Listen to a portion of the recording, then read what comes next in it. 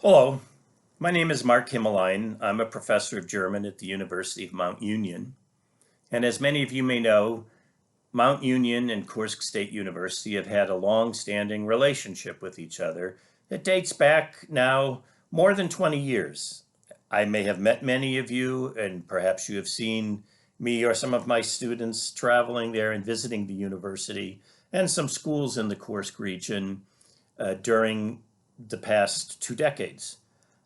I certainly hope that someday again soon we'll be able to do the type of traveling we like and that I'll be able to bring more students to visit and to interact with language colleagues.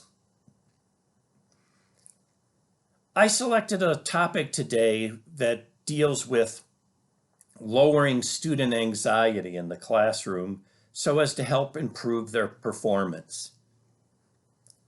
As we all know, students are going to make mistakes.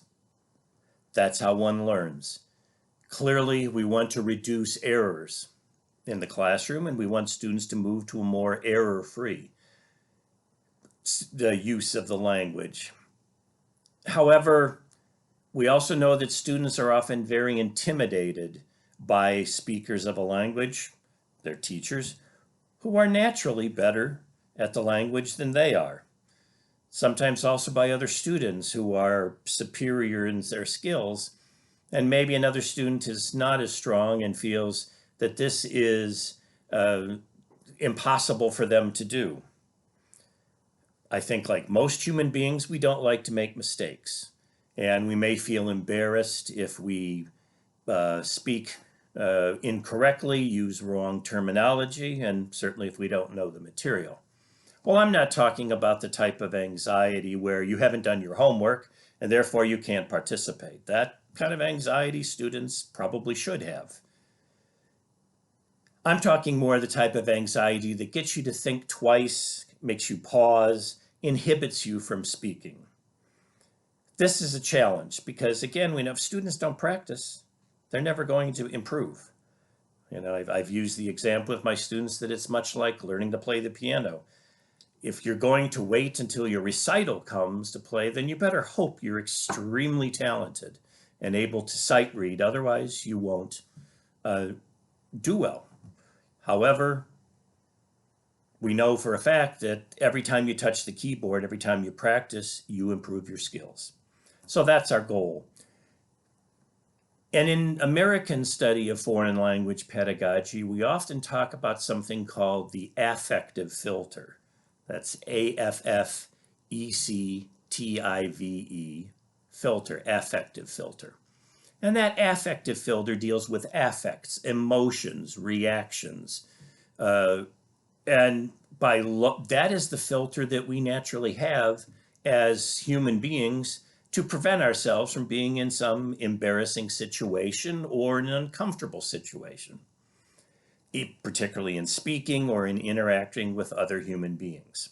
Most of it is unconscious to us. We don't know that we're particularly doing it.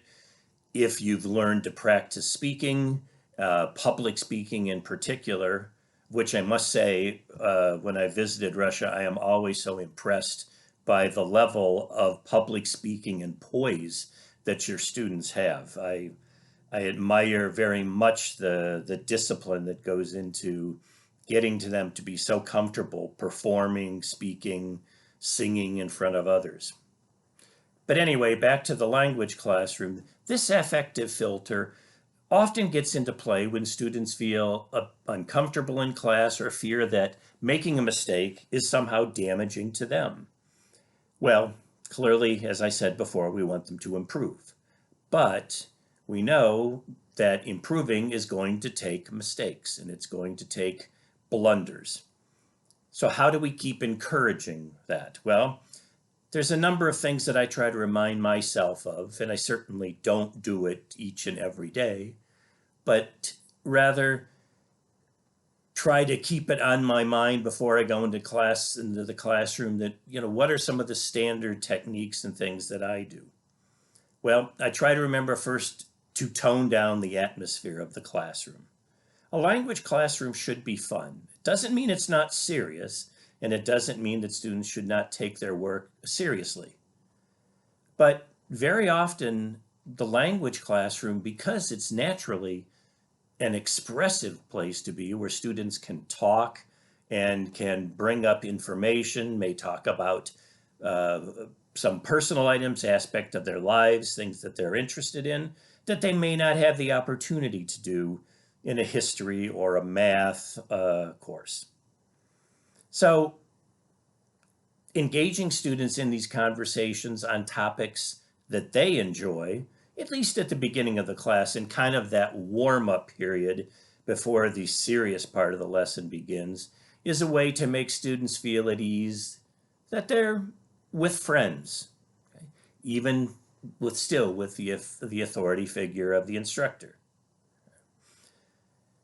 I think this relaxed atmosphere, again, loosens the student up, makes them not focus on the mechanics of the language, but rather production of the language. I equate this a lot to being with a good friend. Most of us have friends who are native speakers of another language, and if we're speaking to them in their language, a good sympathetic listener looks beyond the simple mistakes, may correct us or may tell us, but certainly doesn't stop us at each and every word and say, no, you must do this, you must say it that way, you must use the correct form.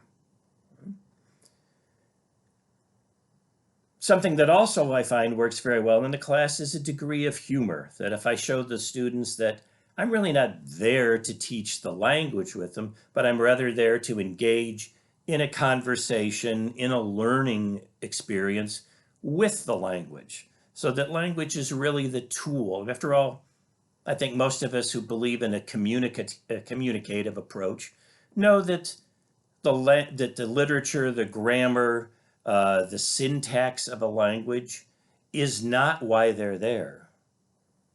They're there to learn to communicate. Now, clearly, it's extremely valuable to study those other areas, but they have their time and their place. I also make a conscious effort to decide with error correction, how much should I do and what should I do? And I guess, how do I do it?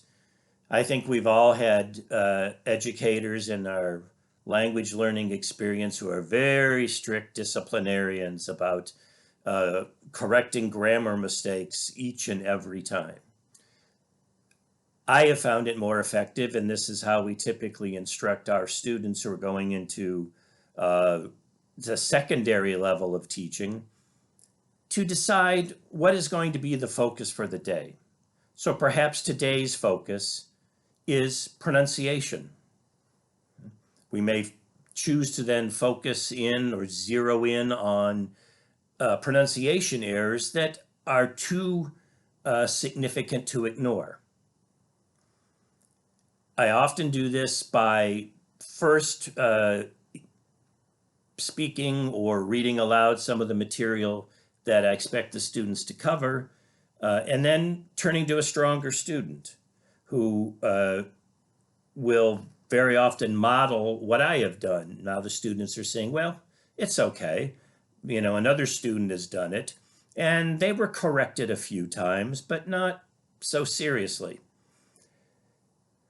Then bringing in, some of the weaker students, alternating students, particularly with the younger males, because they're more inclined not to want, it seems to me, that they are more inclined not to want to make embarrassing noises or mistakes in front of their peers.